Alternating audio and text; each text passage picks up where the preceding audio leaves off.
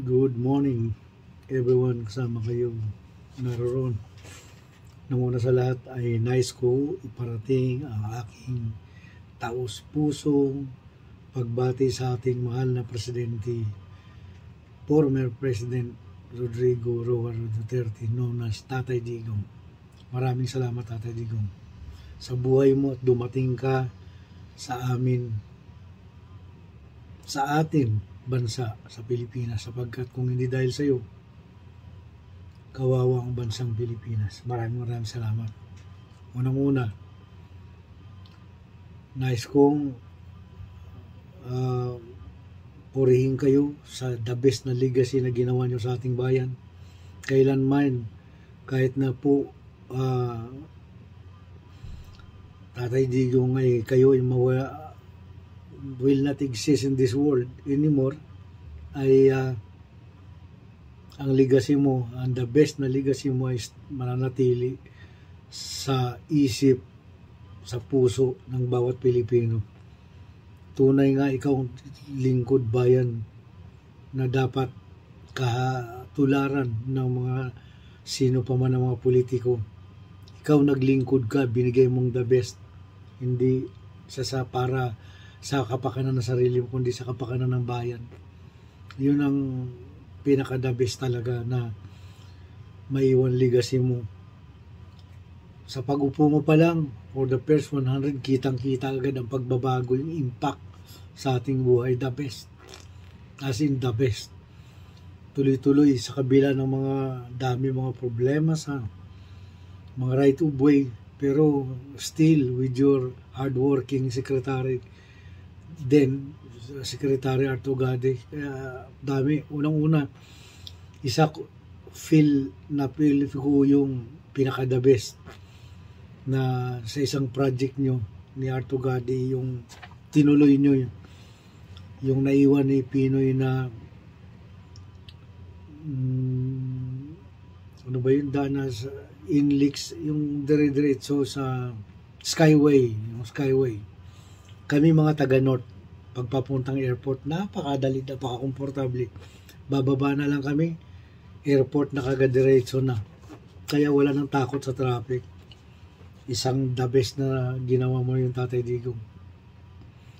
Kung natatanda mo ninyo mga kapatid, mga kababayan, yung Dolomite Beach kung saan pag napadaan ka dyan sa Roas Boulevard, napakadumi, ang baho ng dagat.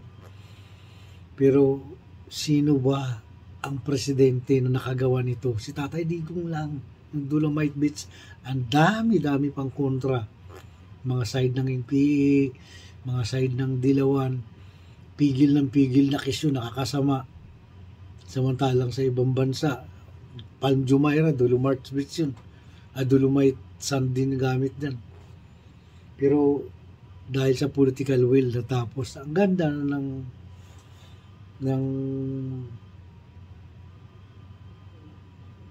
Manila Bay, tawag dito, yung doon sa Ross Boulevard, di ba? Kaya ultimo yung Boracay, yung napaka-zestful na dagat na dati doon, nilulumot yung dagat kasi marumi ang lumalabas, yung mga drainage ng mga establishment doon direkto bumababa. Kaya okay talaga sa kahit Tatay Digong sinaren, dahil pa kumukontra, pero in 6 months pagbalik, nakita nyo hanggang ngayon ini-enjoy ng mga taga Boracay, ini-enjoy ng mga turistang napupunta doon sa Boracay. Yun ang pinaka-the best. At isa na siyempre, bilang isang OFW, nagpapasalamat kami sa ginawang 10-year passport validity. Minsan ka lang renew. 14 years na, hindi dati 3 years, ay 5 years lang. Kunting kibot, problema na naman. At isa pa, yung driving license, siya lang nakapag-isip ng gano'n. Biglang mahaba ang validity hanggang 5 years na. Di ba? Kaya kahit magbakasyon ka ng matagal, wala kang chance na makapag-renew bilang isang OFW, ay hindi ka mangangamba na pagbalik mo makapag-drive ka pa rin kasi valid pa rin ang ikama mo. Validity hanggang 5 years kasi. At siyempre, hindi natin pwedeng kalimutan ang the best na war on drugs. Ano nga sabi niya? Kahit ang daming nagtutulig sa United siya. Sabi niya doon sa sinabi yung sa SUNA, your concern is human rights. Pero sabi Tatay Digong, my concern is human lives. Agree ako dyan. Alam mo kung bakit? I hate drugs. Yan ang pinakadabis Tatay Digong. Kung hindi nagkaroon ng war on drugs sa Pilipinas, patay na. Bulagsak na. Dati halos mga bata, matanda, at sama-sama sa droga. Parang normal, parang legal na. Baliwala. Pagdating ni Tatay Digong, yung mga adik nagsipagtrabaho, yung mga payat nagtabaan kasi nakakain na. Marami akong kilala na tuminong adik, ang iba nagparehab, di ba? The best, yung war on drugs. 85 to 90% ang gustong-gusto, ang Pilipino gustong-gusto yung war on drugs. Yung 10% na yun doon, yun lang yung maaaring nagbe-benefit sa drugs o maaaring anti-Duterte lang talaga siya. Kahit mabuti pang ginawa ng Pangulo, basta ako ayoko, basta anti-Duterte ako. Ganon. Sila lang yung hindi nasiyahan. Hindi naman adik, pero bakit galit kay Duterte? Doon ka. Kasi nga, maaaring sa ibang color sila, political color. Pero hindi ba dapat ang mahalaga yung makakaputi sa ating bayan? Ay nako, sinasayang niyo yung buhay niyo. Ito lang, nice kung sana dumating pa yung time na makabalik ng malakas si Tatay Digong at may kakita pa rin niya ang kanyang tunay na pagmamahal sa bayan. Hindi katulad ng mga politikong namumuno ngayon. Puro pansarili lang. Grabe ang korupsyon. Di ako magtataka kung magiging katulad tayo ng Argentina. Bumagsak ang ekonomiya. Bumagsak ang bansa dahil sa rampant na korupsyon sa sa kanilang bayan. Sa ating bayan din. Kita mo na lang yung GAA. Nawala na yung BICAM report na yun na 241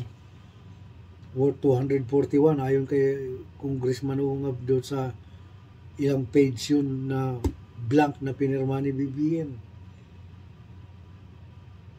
Yung PhilHealth, ginawa nyo pang zero ang budget.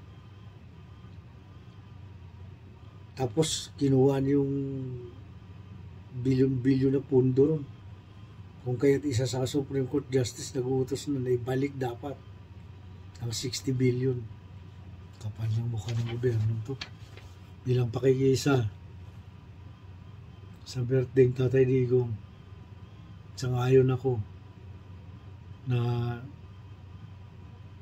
mag-press muna ng remittance at maunawaan niya ng family ko at alam nila yan dahil yan ang tama bilang isang dahil karapatan namin na magkaroon ng protest.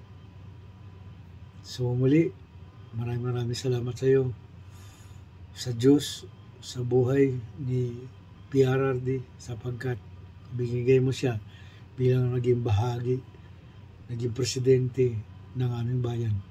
Sa iyo, Tatay Digong, maraming salamat sa iyo. Nawa, bigyan ka pa ng Panginoon ng magandang katawan at makabalik ka sa ating bansang Pilipinas ng malusog at malakas. Happy birthday, Tatay Digong, our beloved and most beloved President, the best President ever we had in Philippines. Happy birthday. Happy birthday. Happy birthday, Tatay Digong. God bless you.